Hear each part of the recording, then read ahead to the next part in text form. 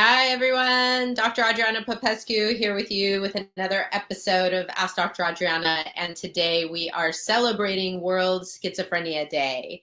I think of this conversation we're going to have today as part of the Mental Health Awareness Month. May is always Mental Health Awareness Month. And one of the perspectives that I would like to share as a licensed clinical psychologist who specializes in treating addiction and trauma, I'm also an empowerment coach, is I like to challenge this paradigm of what we call mental illness, what we call mental disorders, inviting us to consider those from a different perspective. What if what we're calling pathologies and disorders, disabilities are in fact capacities, gifts, awareness, ways of perceiving things that others may not? What if it's that people's brains work differently? There is a level of neurodivergence. I'm really keen on educating people on these things and letting them know that there might be another way to look at all of this than what our traditional Western medical psychiatric model says, which is really all about looking at symptoms and medicating or ameliorating those symptoms. I don't find that Western psychiatry is really all that interested in getting down to the root level of things or why people have depression, addiction, trauma, whatever it is. They're more just looking to sort of triage people, patch them up, and send them back out there again. That very much that kind of mentality. Which is not to say that medications and these treatments don't have their place, because they do. I just think it's a much bigger picture. And that's my invitation for us today when looking at the topic of schizophrenia. So, according to the DSM, the Diagnostic Statistical Manual that we mental health providers use to diagnose people and for billing purposes when we are billing insurance companies, there are a series of diagnoses known as psychotic disorders. And schizophrenia is considered one of these psychotic disorders. And some of the telltale signs of schizophrenia include hallucinations or delusions. Hallucinations are things that you see or hear or smell, could be any of your five senses, that are considered to be not real. In other words, you might be seeing, let's say, a figure in the corner and I don't, and that may mean that you are hallucinating and I am not. I've had a problem with this concept from the very beginning. When I was an intern, when I was first in graduate school and I started working in the field, I worked for an organization that served dually diagnosed clients, meaning clients who had addiction issues and co-occurring mental health disorders. And many of those clients had, even prior to this job, but let's just start with this job, but I'd had experience working with psychotic clients before. So people who maybe had some paranoia. Sometimes they think the TV is talking to them specifically, sending them a message, or that other people can read their minds, or that they are seeing and hearing things. Most commonly, it's hearing voices.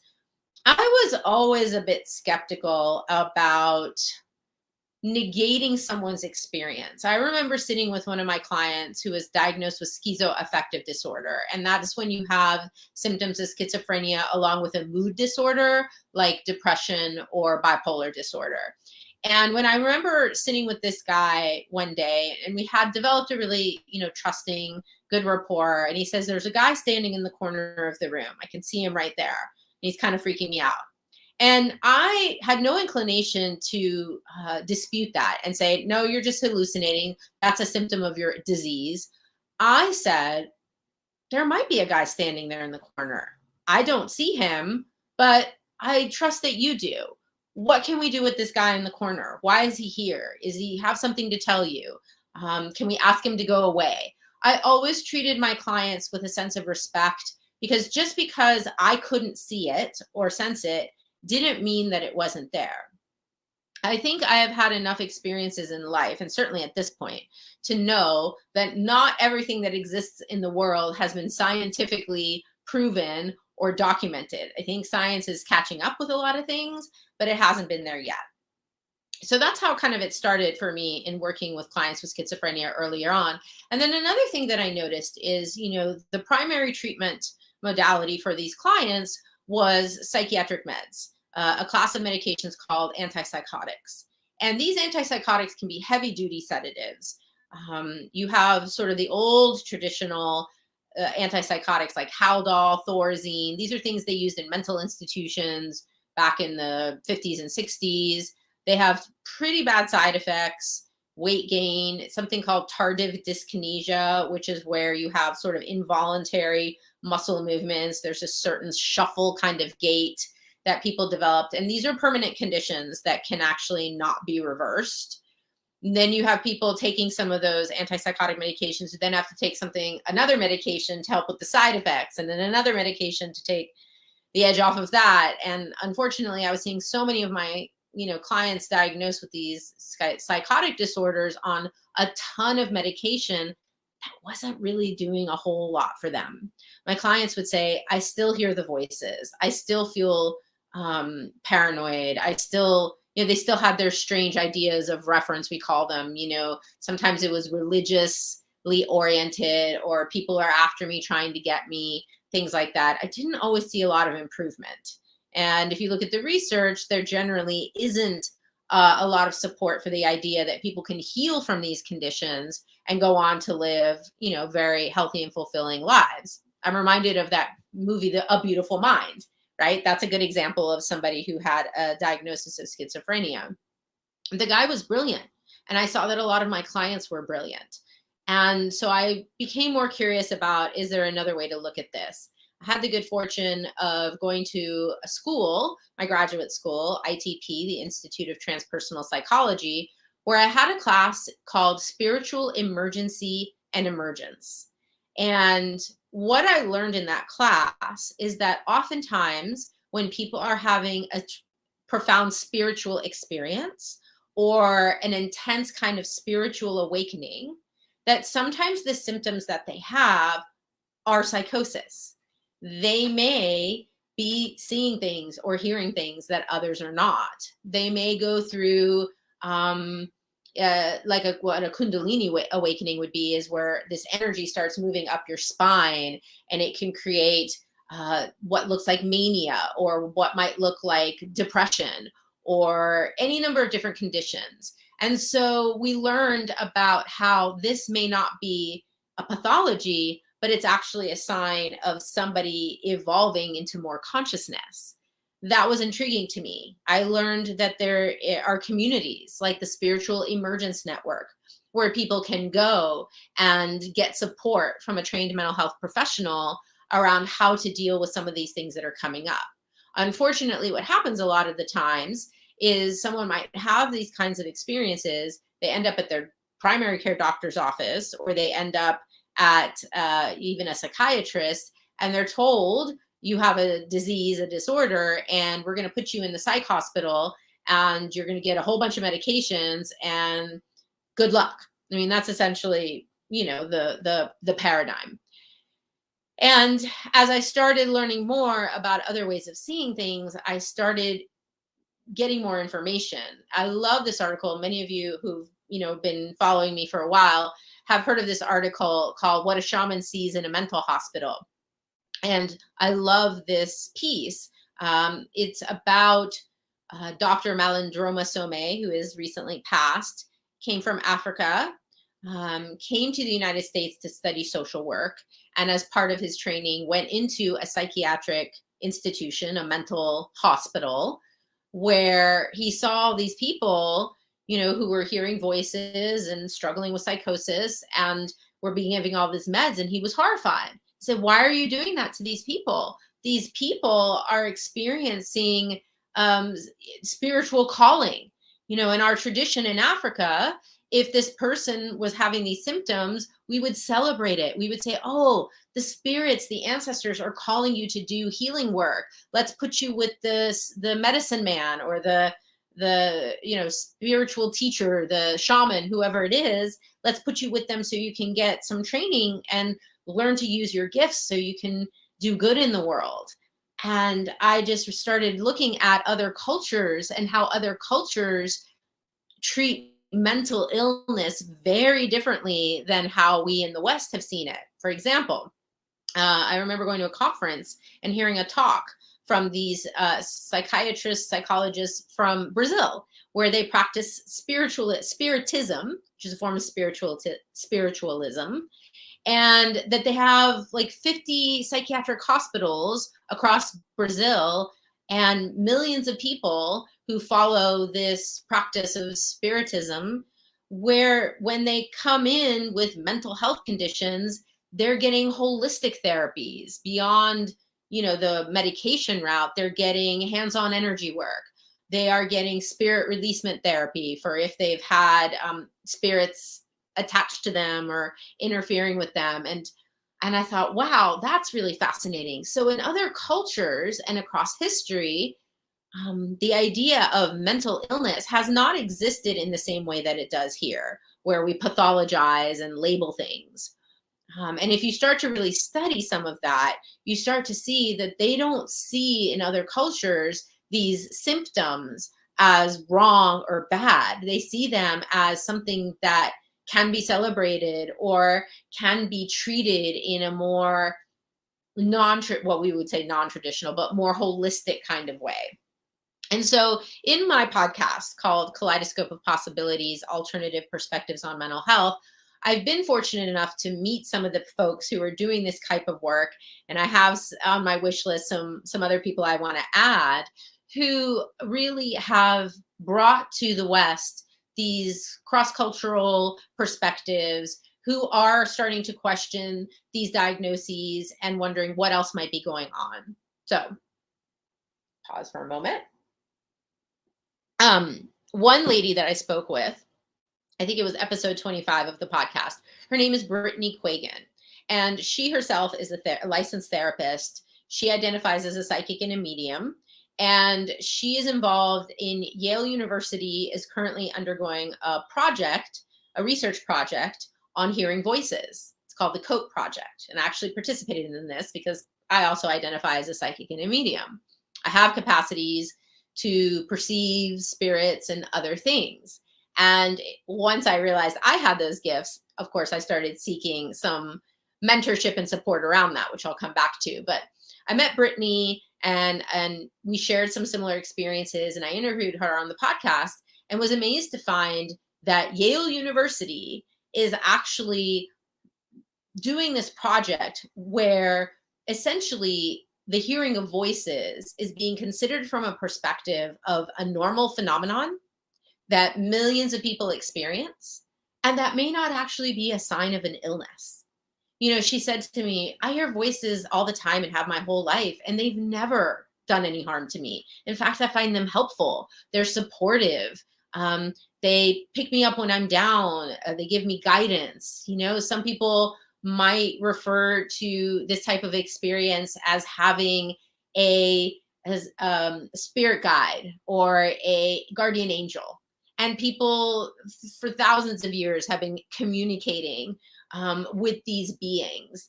And people have been doing celebrations and rituals and shamans have been doing work for tens of thousands of years to communicate with the spirits of the elders or loved ones who have passed, or other beings who are out in the world that we may not see or hear, but who are there and whose presence we can actually communicate with in different ways and invite into our lives. And so I realized, in digging deeper, that there are entire organizations devoted to doing this research and to promoting the idea that maybe hearing voices isn't what we think it is. So there is, in fact, a whole international organization called the Hearing Voices Network.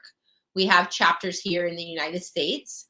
There are meetings where experiencers, as we call them, can go and meet with other folks who are having similar experiences. There are forums online where people can gather and share about their experiences. Another organization that I'm really proud to be part of is called ASSIST, the American Center for the Integration of Spiritually Transformative Experiences. It provides a forum for experiencers, and it also provides training to both licensed mental health professionals like myself and unlicensed professionals like coaches, counselors, spiritual counselors, people like that, to give us training in how to work with folks who are having these spiritual transformative experiences that are kind of anomalous to the Western psychiatric model. So this might include, again, things like after-death communication, communicating with beings, people, spirits who don't have a body. It might include the Kundalini awakenings I mentioned before. It could be near-death experiences. We know that when someone has a near-death experience, they oftentimes have a profound shift in how they experience life. Anita Moorjani, and Dying to Be Free, I believe was the name of her book. She has spoken and written about her experiences. Eben Alexander wrote a tremendous book called Proof of Heaven. And, his book is so compelling. I've heard him speak 3 times. He talks about how he had this incredible experience. He's a Harvard trained neurobiologist or something like that who studies the brain. And he had a profound personal experience that he could not explain with all the science that he knew. He had essentially a near-death experience while very, very sick in the hospital, and had the ability to not only hear what was going on in the hospital room while he was in a coma, he also was having these profound spiritual experiences in other realms and realities. And it's an extremely moving story, and he cannot explain it through any conventional scientific methods. So there's always been more than we can explain away. Just because science can't even explain like 90% of what's out in the universe, like the dark matter. We don't know what that is yet. We're getting more awareness, we're getting more information, but we don't fully understand from a scientific perspective. So I love that work. And there's a really lovely book that I love also called The Afterlife of Billy Fingers, which was the story of a writer whose brother died unexpectedly of alcoholism. And he came back to her. She was not a believer in any of this. He came to her in spirit form and started talking to her clear as day and said he wanted to write a book with her. And that's the book that they wrote together.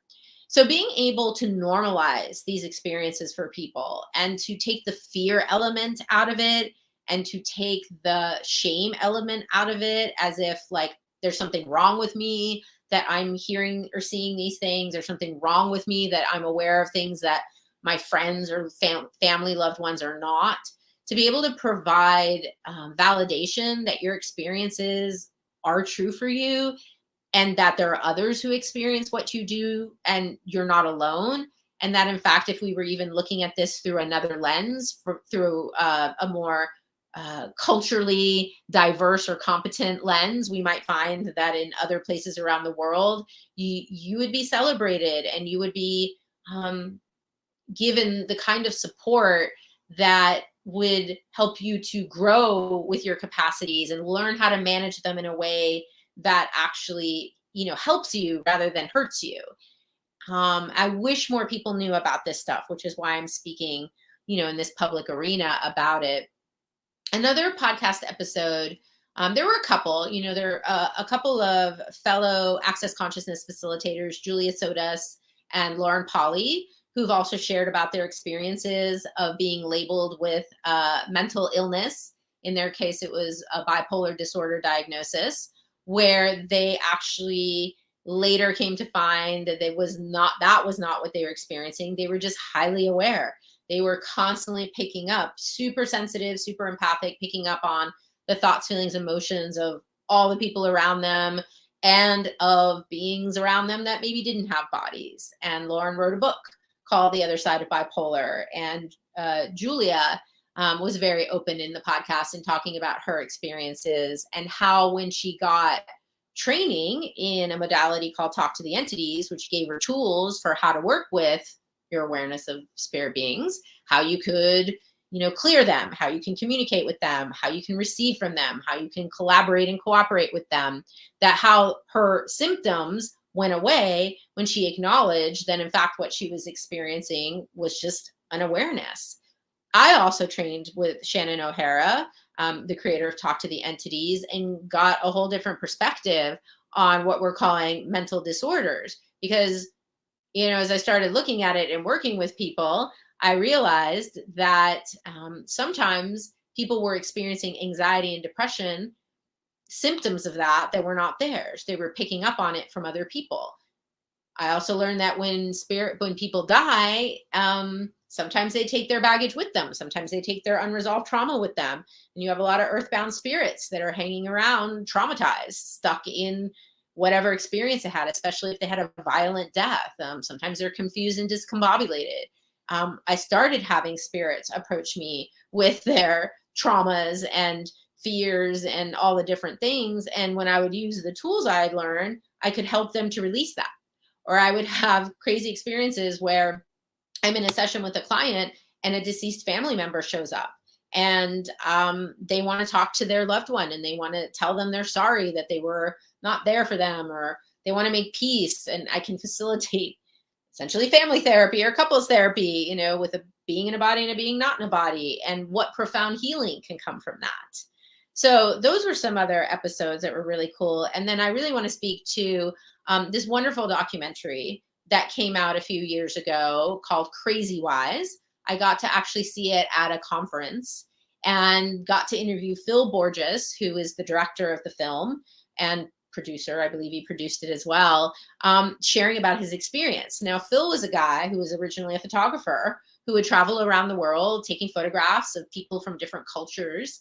And, he started learning more about different cultures. And then he was called to do this documentary about what I've been talking about, looking at how the Western treatment of people with mental illness, again, particularly these psychotic disorders, how in fact, in other cultures, they are treated very differently. And he follows a couple of real life people as they go through their experiences. And there's one woman, this African-American woman in the documentary, who has been in and out of mental institutions, her whole life, labeled schizophrenic, put on 1,001 meds, never really made any progress with that.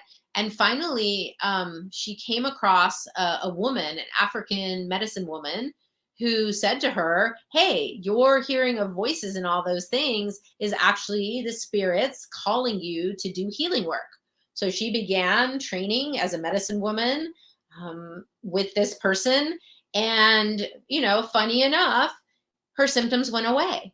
She no longer had symptoms of psychosis. Once she started using her awareness, her capacities, she got trained, she had methods, she started doing healing work.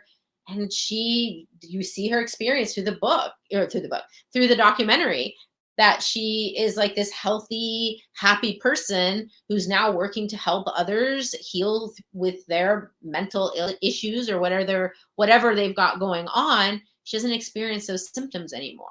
So I think it's really amazing that we have more and more people speaking up about these issues, and that there is there's a consumer advocacy movement amongst people who have been diagnosed with these conditions, similar to what's happening in the ADHD, autistic kind of realm as well, where, we're talking, instead of calling these people disabled, we're using the term neurodivergent, which is really honoring that people's brains are different, people learn differently, people communicate differently, they have different experiences in the world. I really love that mental health is slowly starting to open up to these different ways, these more empowered ways, these more strengths focused ways to look at people's experiences, and instead of pathologizing them, asking a question like, what if this is a gift or a capacity? So hopefully this conversation today has been enlightening for you.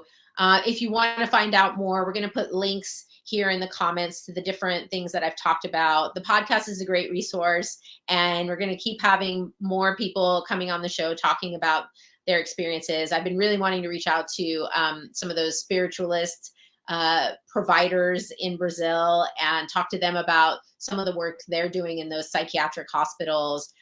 Spiritism, fascinating. Millions of people have taken advantage of these services and have had a lot of incredibly profound healing. So I'm excited to share more of that with you. And if you have any questions, please don't hesitate to reach out. I'm certainly not discounting medication. I hope that you understand. Sometimes medication is required for people to be able to function. But I don't think we should stop there. I think we need to go a little deeper and find out what is the true nature from that true place of neutrality, without preconceived notions, without trying to label someone and put them in a category from the DSM. Can we look at people's experience and from a Socratic place of questioning and curiosity, learn more about what is happening for them, how it's serving them and not serving them, and how can we connect them with resources that can support them in doing whatever healing work needs to happen, and then taking these gifts and capacities that they may have and learning how to use them to work for them rather than against them. So thanks so much for tuning in today. If you've liked this this Facebook Live, please do share it with other people, comment, like, do all the things that'll help the algorithms get this out there. And if you want to find out more about me and my work, you can go to my website, adrianapopescu.org or firebird-healing.com. Thanks everyone for tuning in. See you next time.